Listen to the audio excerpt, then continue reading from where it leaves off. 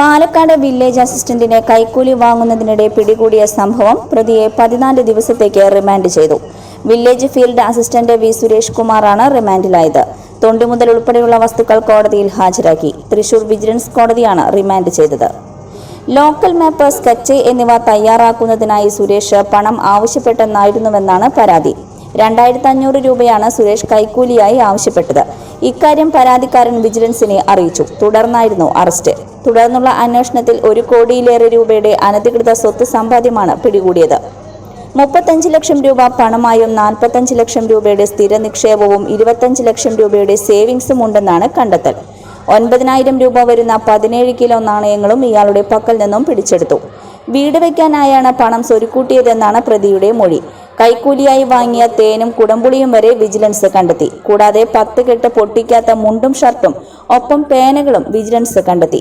സംസ്ഥാന വിജിലൻസ് റെയ്ഡുകളുടെ ചരിത്രത്തിലെ ഏറ്റവും വലിയ അനധികൃത സമ്പാദ്യം ഇതെന്നാണ് കരുതുന്നത്.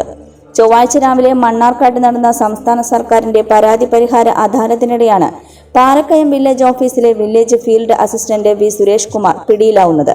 ഇന്ന് രാവിലെ 10 മണിയോടെയാണ് പ്രതിയെ കോടതിയിൽ ഹാജരാക്കിയത്. വിജിലൻസ് സ്പെഷ്യൽ ജഡ്ജ് ജി അനിലാണ് കേസ് പരിഗണിച്ചത്.